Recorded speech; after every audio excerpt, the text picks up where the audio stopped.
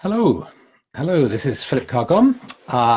Another Tea with the Druid, Tea with the Druid 54 on this December evening in 2018. And I want to say hello to my grandsons. My son told me that my grandsons all the way on the other side of the world watch this. I don't know if it's true or not. He's probably teasing me.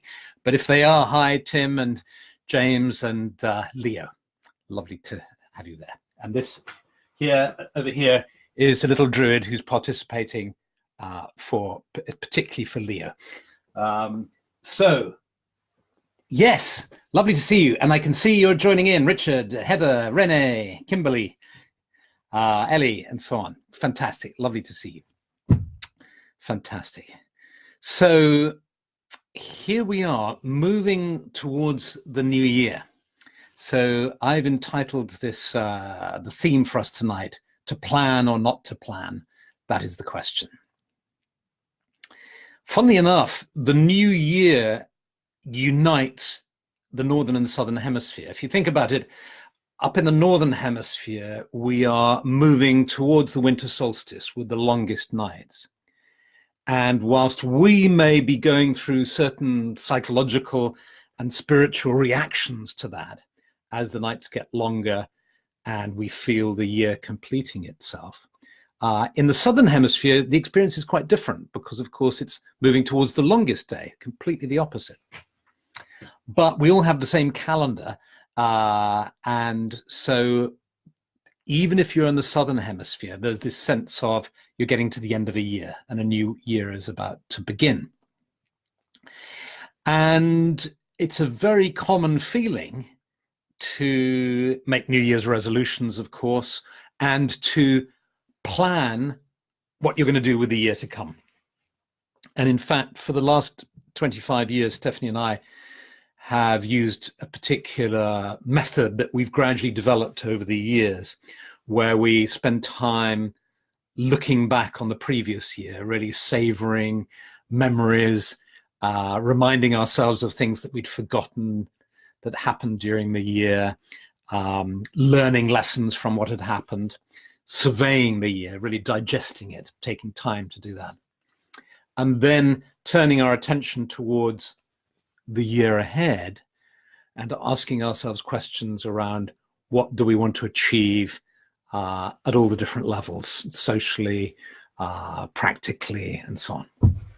And in fact, I wrote a post about this a couple of years ago, and I'll give a link to it in the blog post connected with this, which goes into it in some detail and suggests that you can really make this a special and magical time and process. And it truly is magical. There's something about bringing your consciousness to bear on your life and then making plans and setting intentions, which are, after all, key aspects of magic, setting intentions. Make it very effective. But what I want to share with you this evening is something that we decided, and for the first time in 25 years, at the beginning of this year, was to make no plans, was to do completely the opposite. I asked myself the question, okay, we've been doing this for 25 years. What would happen if we didn't plan, if we just stopped planning altogether and saw what happened, just trusted? And so this year we did this. And I have to say, it's been a fantastic year, helped by the glorious weather that we've had in England. But also, this year it's seen Tea with a Druid, for instance, which wasn't planned. This whole experience evolved out of a casual remark that Dave the Bard suggestion that he made in January last year, this year actually, and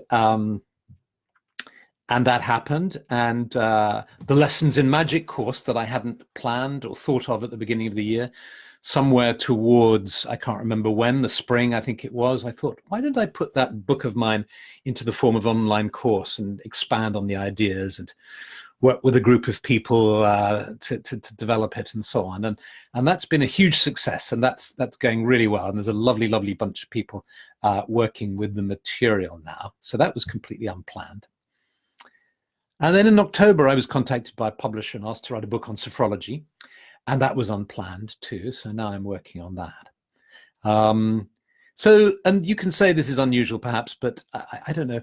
I think it's like virtually every recommended idea in spirituality and psychology, you often have to entertain the possibility that the complete opposite may be better for you at any given time. So a really good rest might be what you need, or some really intense exercise might be what you need. You know, when you're going through a period of difficulty, sometimes doing exercise can really pull you out of it, help you shift gear, but sometimes you just really need to rest and not exercise at all. So it's a question of really tuning in. So this is really an invitation to explore, look at these two possibilities and say, you know, what if I plan, what if I don't plan? And I'd be interested to hear your comments, whether you've tried similar kinds of experiments. It reminds me of the advice given in writing books and workshops.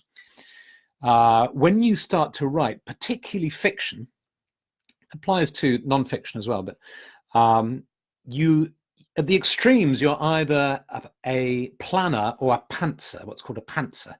A pantser is somebody who flies by the seat of their pants. So an example of a pantser is, I think, Paulo Coelho, you know, who wrote The Alchemist and so on. And his suggestion for writing fiction is you just get the opening idea, you follow the track and just start writing the story, and the story will unfold like that. So an extreme pantser won't have any idea where the story is going. An extreme planner will plot out every part of the story, will work out the entire plot, and will write it in such detail that it's almost the book, you know, in such detail. And then they simply have to fill it out chapter by chapter, and then they've got their book. Well, and of course, there are all sorts of opportunities or possibilities in between that. Well, having experienced a bit of this when I wrote my novel, The Prophecies, I can tell you that pantsing is a very risky business. You can easily crash.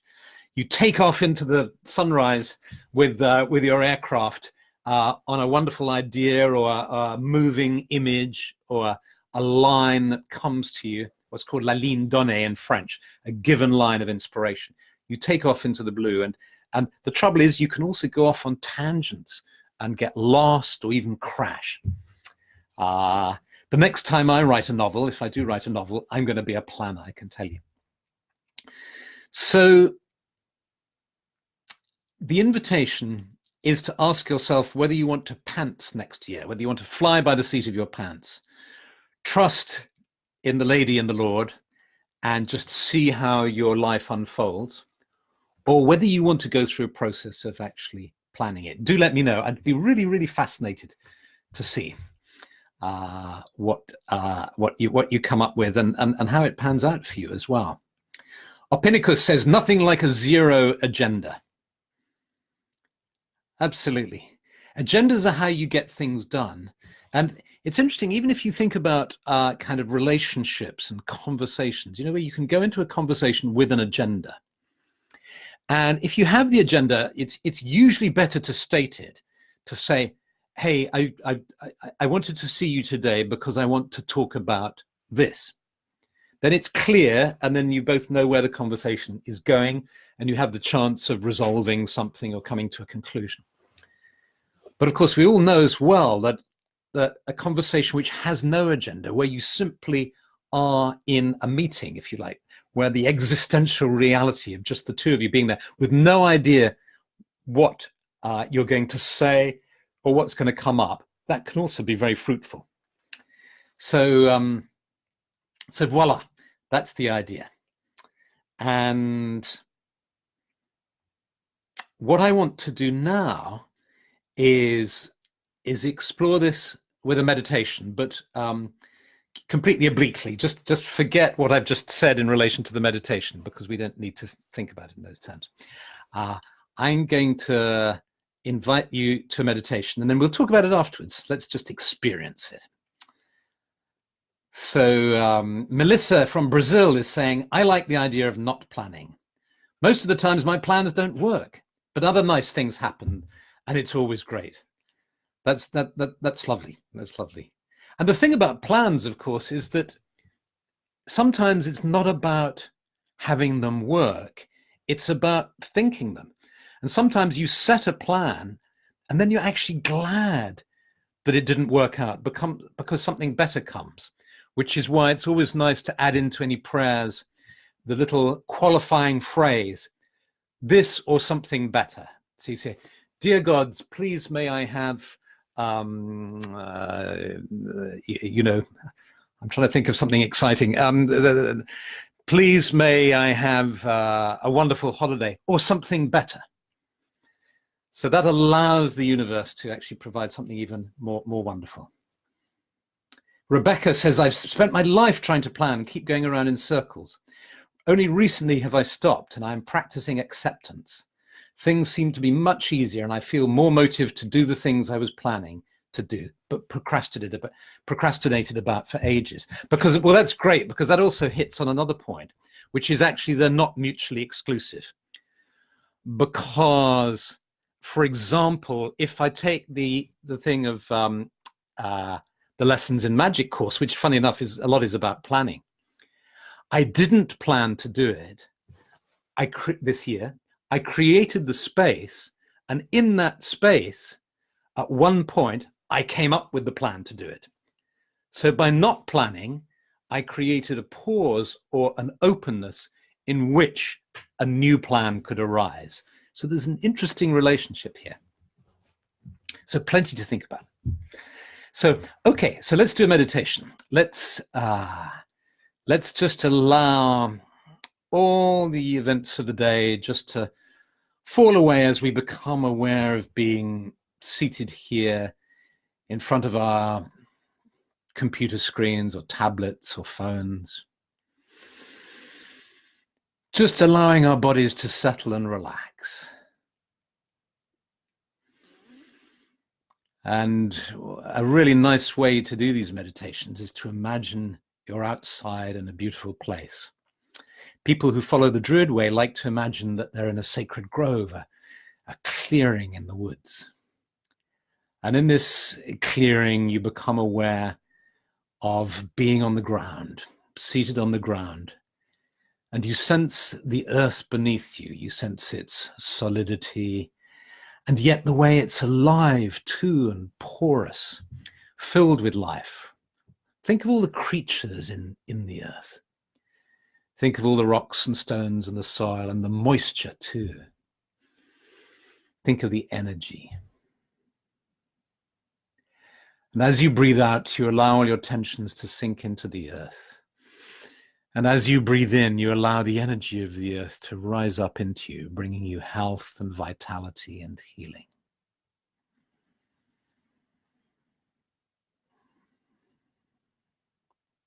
You become aware of the trees around you, and you sense the way they are rooted firmly in the earth, their trunks stretching high up into the air. And you breathe in the energy of the trees and the breath of the trees, the oxygen that they release. And you can smell the trees.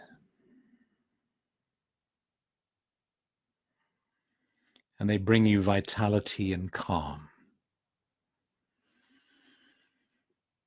And you become aware of the sky above you. You see how it's growing darker as dusk comes and the stars start to come out in the sky above you.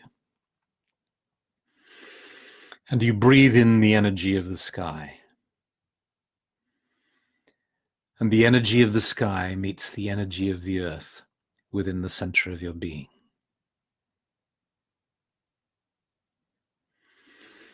And then imagine now that there's a fire burning in the center of the clearing, in the center of your sacred grove. A small fire just burning. It's a cold winter's night.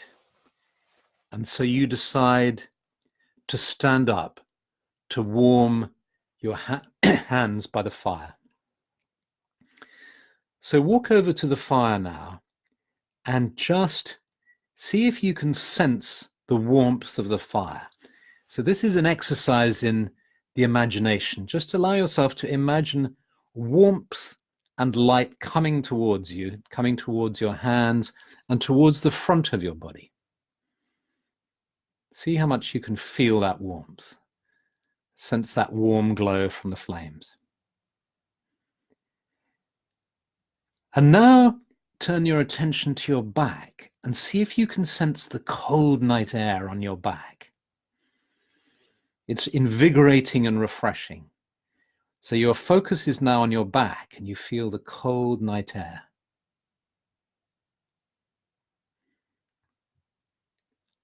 Your focus moves to the front of your body and you feel the warmth of the fire.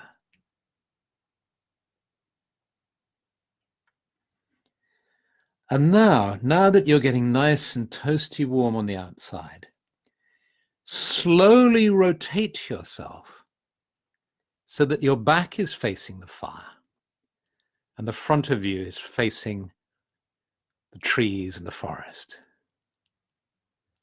Feel the warmth now warming up your back, and feel that warmth flowing through your back and radiating outwards. Feel the warmth and the light of the fire radiating out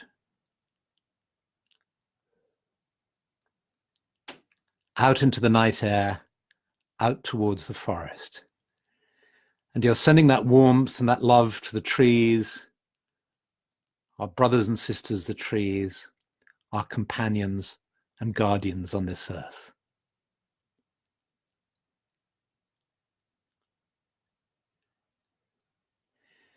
May the light of peace and love and warmth and joy radiate throughout the whole world.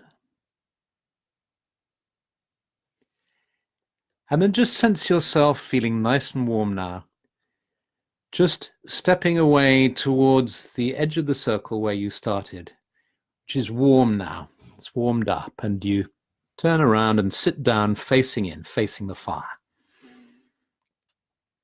You feel warm. You see the glow of the fire. You might even see your companions sitting around you. Place the palms of your hands on the earth and feel the warmth from your heart flowing into the earth too, sending your love, your care to the earth herself.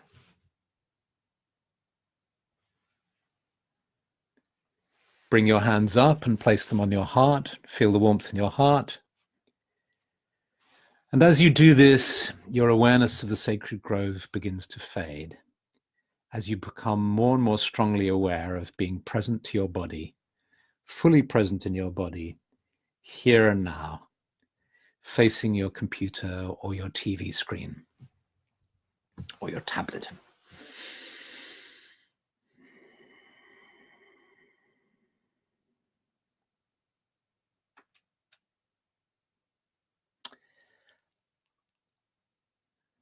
And so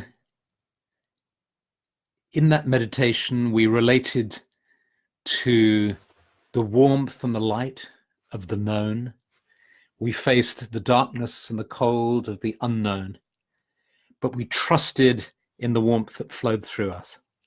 And even just at the level of exercising our imaginations, what I love about exercises like this and meditations like this is it's almost like I can feel my creative muscles, my imaginative mind exercising itself. It's like anything you do with consciousness. The more you do it, the easier it gets. You know the way if you don't read a book for a couple of months, you go off reading and you just don't read for a couple of months. You pick up a book and it's kind of, you have to make an effort. And then once you get into reading, it becomes a joy and it becomes easier. It's the same thing with the mind and the faculties of the mind. So lovely. Thank you. Well, I'm just seeing your comments coming in. That's really great. The time seems to fly when we're together, which is always a sign, I think, a good sign. So thank you for coming. There's going to be a break. We're coming up to Christmas and the New Year, so we'll have a break until, and I'll see you in 3 weeks, January the 7th. So we'll skip the next two. One will be Christmas Day, I think. I think it's on Monday, and then the next one will be New Year's Eve, and then we'll meet again on January the 7th. So have a wonderful Christmas, have a wonderful solstice, have a wonderful Yule, and have a wonderful New Year celebration. And I will see you again in 2019. Okay, so lots of love and see you then. Bye.